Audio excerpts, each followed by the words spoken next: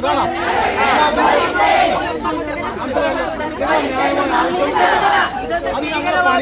പോലീസിന്റെ മേലധികാരികളോടും ഈ നാട്ടിലെ ജനങ്ങളോടും അവരടക്കം അറിയേണ്ടതുള്ളത് കൊണ്ടാണ് ഈ പോലീസ് സ്റ്റേഷൻ മാർച്ച് ഞങ്ങൾ സംഘടിപ്പിച്ചത്.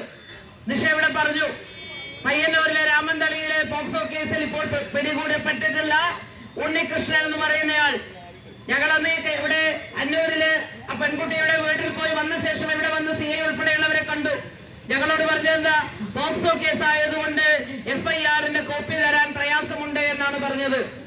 പക്ഷെ ഞങ്ങൾക്ക് മറ്റു നിലയിൽ മനസ്സിലാക്കാൻ കഴിഞ്ഞു, പോക്സോ കേസിന്റെ ഭാഗമായിട്ടുള്ള 7-8 വകുപ്പുകൾ മാത്രമാണ് ഉൾപ്പെടുത്തിയിട്ടുള്ളത് എന്നാണ് ഞങ്ങൾ മനസ്സിലാക്കിയത്.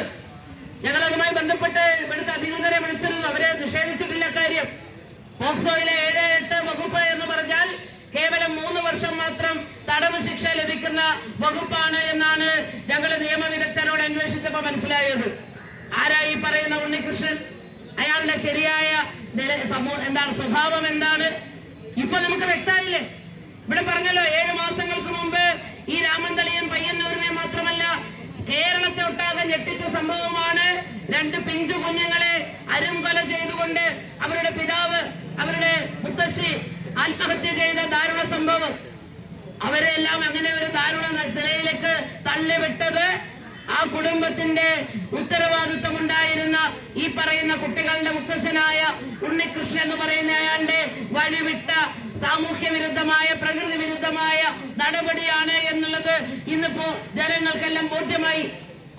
അന്ന് ഈ പെൺകുട്ടി പറഞ്ഞ വാക്ക്, ഈ കുഞ്ഞുങ്ങളുടെ അമ്മ പറഞ്ഞ വാക്ക് വിശ്വസിക്കാൻ ആരും ഉണ്ടായിരുന്നില്ല എന്നുള്ളത് നമ്മളിത് തിരിച്ചറിയുകയാണ്. മറിച്ച് സ്വന്തം ഭർത്താവിന്റെ പിതാവിനെ കള്ളക്കേസിൽ കുടുക്കിയാണെന്നുള്ള നിലയിൽ അവൾക്കെതിരെ സാമൂഹ്യ മാധ്യമങ്ങളിലൂടെ അധിക്ഷേപം ചൊരിയാനും ആ കുടുംബത്തെ തന്നെ അവർ ഞങ്ങളോട് പറഞ്ഞത് ഇവിടെ താമസിക്കാൻ കഴിയാത്ത നിലയിൽ വാടകയ്ക്ക് കാസർഗോഡ് ഉൾപ്പെടെയുള്ള സ്ഥലങ്ങളിൽ പോയി അവർക്ക് താമസിക്കേണ്ടി വന്നു എന്നുള്ളതാണ്. അതുകൊണ്ട് അത്തരത്തിലുള്ള ഒരു സമീപനം വന്ന് സമൂഹത്തിന്റെ, പോലീസിന്റെ എല്ലാം ഭാഗത്തു നിന്ന് വന്നതുകൊണ്ടാണ് നമുക്ക് എങ്ങനെയാണ് ഇതിന്റെ ഉത്തരവാദിത്വത്തിൽ നിന്ന് ഒഴിഞ്ഞു നിൽക്കാൻ വേണ്ടി കഴിയുക? ആ പിന്നാമ്പുഴ കലകളുടെ പശ്ചാത്തലത്തിൽ കുട്ടിയുടെ പേരിൽ, ആ കുട്ടിയുടെ അമ്മയുടെ പേരിൽ ബലാത്സംഗത്തിന് കേസെടുക്കുകയും ചെയ്തപ്പോഴേ അതുമായി ബന്ധപ്പെട്ട കാര്യങ്ങൾ മുടക്കം നടക്കുമെന്ന് വിചാരിച്ചത്. എന്നോട് സൂചിപ്പിച്ചതുപോലെ ജൂലൈ മാസം ആ പ്രതി വീണ്ടും ഒരു കേസിൽ പ്രതിയായപ്പോഴേ അതുമായി ബന്ധപ്പെട്ടുകൊണ്ട് ആ കുട്ടി ചില വീഡിയോ മാധ്യമങ്ങളിൽ വരാൻ തുടങ്ങി, മൊത്തത്തിൽ വാർത്ത വരാൻ